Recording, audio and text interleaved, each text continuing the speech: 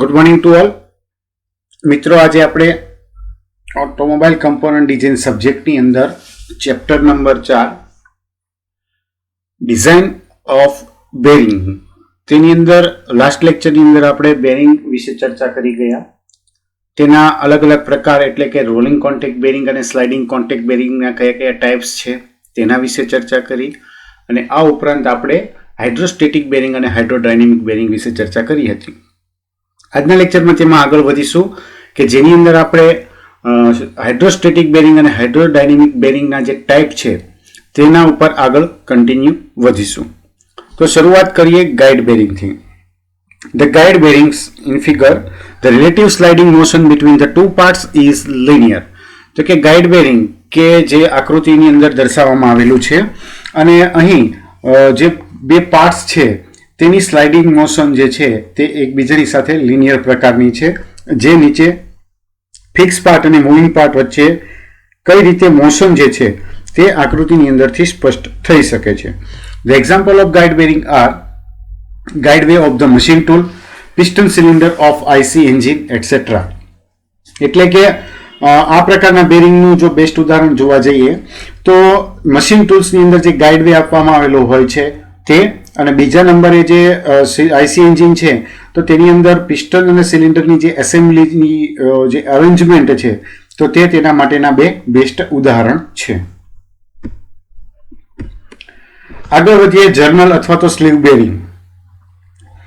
If the relative sliding motion between the two parts is of rotation type and the pressure on the bearing is perpendicular to the axis of shaft, the bearing is known as journal or sleeve bearing. કે જો બે ભાગો વચ્ચે સંબંધિત sliding motion rotary પ્રકારનું હોય અને bearing ઉપરનું પ્રેશર શાફ્ટની એક્સિસને પરપેન્ડિક્યુલર હોય તો આવા પ્રકારના બેરિંગને જર્નલ બેરિંગ અથવા તો સ્લીવ બેરિંગ તરીકે ઓળખવામાં આવે છે. The part which is enclosed is called the journal and the part which encloses the journal is called bearing. Normally the journal rotate in the fixed bearing. એટલે કે જે ભાગ બંધ છે તેને જર્નલ કહેવામાં આવે છે અને બીજો એક જે ભાગ અને જે ભાગ જર્નલ બંધ કરે છે તેને બેરિંગ કહેવામાં આવે છે. સામાન્ય રીતે જર્નલ ફિક્સ બેરિંગની અંદર રોટેટ થતું હોય છે, ફરતું હોય છે. Example of the journal bearing are main bearing of the IC engine, connecting rod bearing etcetera. અને જો જર્નલ બેરિંગના આપણે એક્ઝામ્પલ જોતા હોય તો તેના માટે આઈસી એન્જિનની અંદર જે મેઇન બેરિંગનો ઉપયોગ કરવામાં આવે છે કે જે સામાન્ય રીતે જોવા જઈએ તો ક્રેન્કશાફ્ટની અંદર આપણે ઉપયોગ કરીએ છીએ તો તે છે. અને કનેક્ટિંગ રોડની અંદર જે બેરિંગ ઉપયોગમાં આવે છે તે પણ તેનું એક વિશિષ્ટ ઉદાહરણ છે. The journal bearing may be full journal bearing is shown in figure A and partial journal bearing are as shown in figure B. Journal bearing જે છે તે સામાન્ય રીતે બે ભાગની અંદર વિભાજિત કરવામાં આવે છે કે જે આપણે તેના ક્લાસિફિકેશન વખતે જોઈ ગયા હતા. અને તેની અંદર ફૂલી જર્નલ બેરિંગ જે છે તે કયા પ્રકારનું હોય તો તે અહીં નીચે આકૃતિની અંદર એમાં બતાવેલું છે. જ્યારે પાર્શિયલ જર્નલ બેરિંગ કયા રીતે હોય તો તેની ફિગર આકૃતિ નંબર બી ની અંદર દર્શાવવામાં આવેલી છે.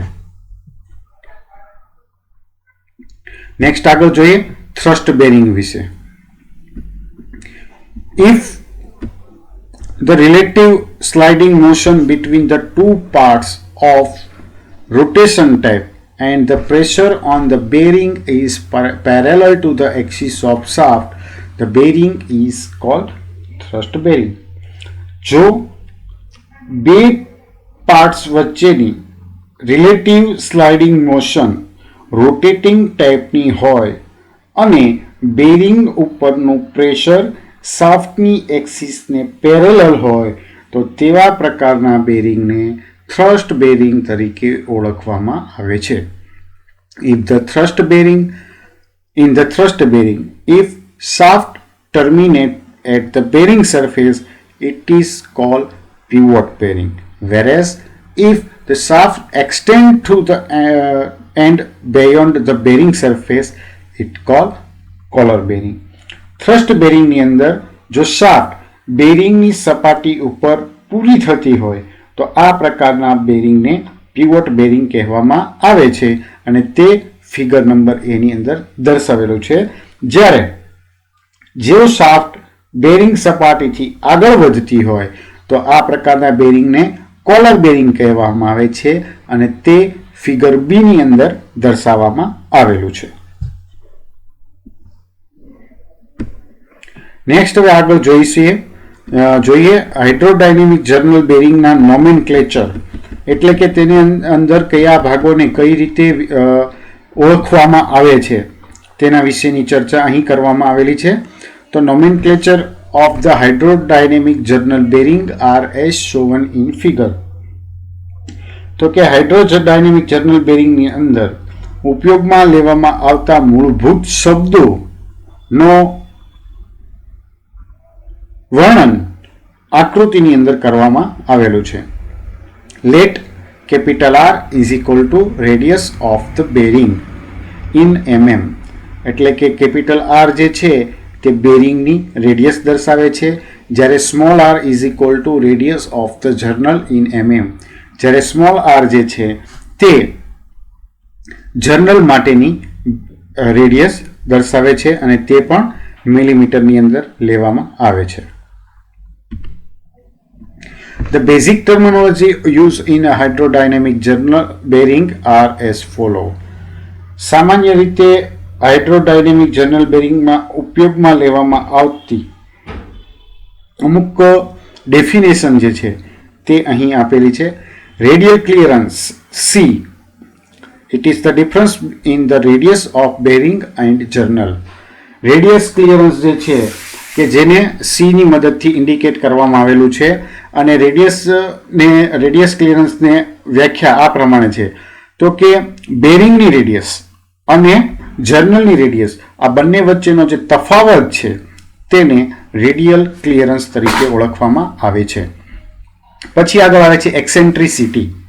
It is the distance between the centre of bearing and journal in open condition. Eccentricity જેને એપ્સિલોન અથવા તો E તરીકે ઓળખવામાં આવે છે તો તેને ડેફિનેશન આ પ્રમાણે છે કે બેરિંગ અને જર્નલ વચ્ચે ઓપરેટિંગ કન્ડિશન દરમિયાન જે ડિસ્ટન્સ બને છે બંનેના સેન્ટર વચ્ચેનું જે ડિસ્ટન્સ બને છે તેને એક્સેન્ટ્રિસિટી તરીકે ઓળખવામાં આવે છે. Next is minimum oil film thickness HO. It is the oil film thickness along the line joining the center of journal and bearing. Minimum oil film thickness એટલે કે જર્નલ અને બેરિંગના સેન્ટરને જે રેખા જોડે છે ત્યાં તેની સાથે ઓઇલ ફિલ્મ જે બને તો તે થિકનેસને મિનિમમ ઓઇલ ફિલ્મ થિકનેસ તરીકે ઓળખવામાં આવે છે.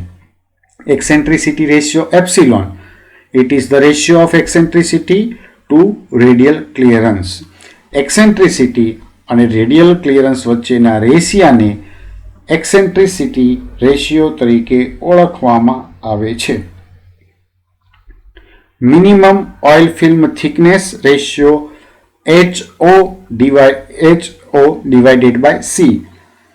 It is the ratio of minimum oil thickness to radial clearance. એટલે કે જે બેરિંગ માટે મિનિમમ ઓઇલ ફિલ્મ થિકનેસનો રેશિયો જે છે તે કઈ રીતે ડિફાઇન કરવામાં આવે છે તો કે મિનિમમ ઓઇલ ફિલ્મની થિકનેસ અને રેડિયલ ક્લિયરન્સ આ બંને વચ્ચેનો જે ગુણોત્તર મળે છે તેને minimum oil film thickness ratio તરીકે ઓળખવામાં આવે છે અને તેને HO ડિવાઇડેડ બાય C વડે ઇન્ડિકેટ કરવામાં આવે છે.